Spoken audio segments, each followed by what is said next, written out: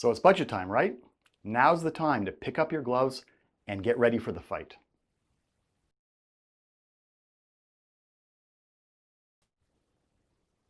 The reality is, you are competing with every other department in your organization.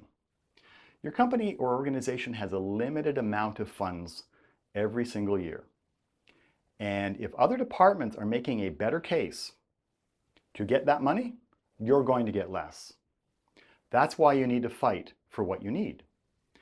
Now, the first thing to think about is senior management and your bosses even sometimes don't understand why you need funding and what the implication is if you don't get the funding that you should have. It's your job to not only establish a budget, but also to influence them to accept your budget and to give you as much money as you need in order to do your job professionally. So assume that nobody else understands what you need and develop your budget and your backup material in a way that's going to convince them, that's going to demonstrate them. I've talked about visibility in another video, and I've also talked about reports in another video. Both of those are things you would already have been using in order to help justify your budget. It's not a standalone process. You need to be thinking about it all year long so that you're ready to make that fight when the budget is due. So one of the things that you can use is evidence of things like failures, problems, and issues that you've got. Things you need to solve, and generally can only solve them with extra funding. So as an example, let's say you've done a customer satisfaction survey. And the survey identifies that satisfaction with cleaning is really, really low. You probably already knew this. You've probably seen issues. You probably get a lot of complaints. Now you actually have concise evidence of the fact that you have a problem with cleaning. Use that as proof that either the procurement process is wrong, because maybe it always accepts the lowest price bids, or service levels are too low, and you need to increase funding in order to increase service levels. That's just a very simple example, but it gives you an idea of how to use something that's a negative to help you with your budget process. The other thing might be a failure. Quite often in facility management, something might have gone wrong in the middle of the night, and you and your team fix it so that by the time people come into the building in the morning, they have no idea. If you keep that hidden, then when you ask for money to fix a problem, they're going to say, "What problem?" So as I mentioned in the reporting video, you want to document those things. You want to identify what went wrong, why, and what the risk is. And then you can use that again when you're developing your budget and making your budget submission. So you also want to get support from others. In almost all cases in facility management, what you do is supporting another department, and that department has things that they require. When you're developing your budget and looking at what you want to improve, change, fund, you should go and talk to those departments and make sure that they understand that if you don't get the funding or are unable to get extra money for, say, capital improvements, there's a risk to them as well. This way you can help develop support for your budget request. So let's talk about the actual budget process.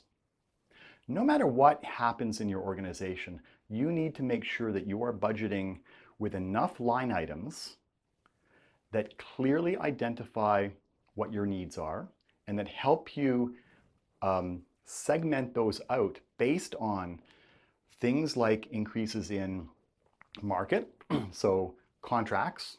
If the market is increasing in contracts, then you can have a line item and you can identify clearly that the implication to this line item is a 5 or 7 or 8% increase.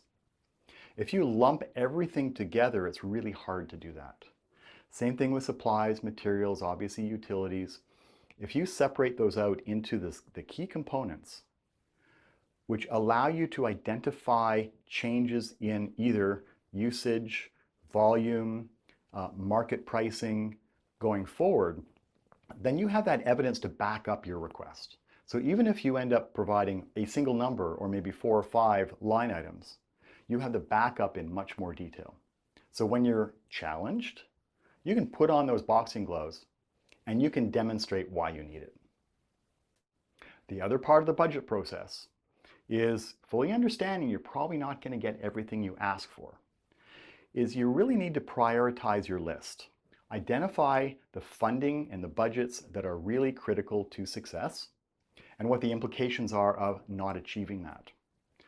Make that prioritized list and use that in your discussions with your boss and with finance to say, if I only get funding to this level, these things will suffer and here's the risk. Are you going to accept that risk?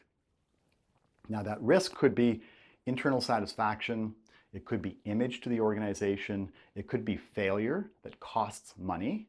All those things you want to document. Basically, you're giving them a bit of a cafeteria menu of the kinds of things you would have to either not do, cut, or not do to the level that you should be doing. Kind of make them make those decisions.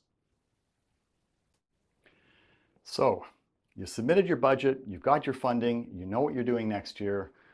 Now's the time to start thinking about your budget next year.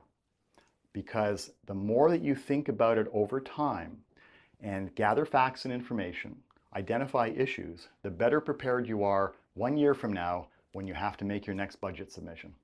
Don't wait until just before. So finally, you've got your boxing gloves on, you need to fight for the funding that you need. And never assume that others in your organization know what you need. You need to convince them.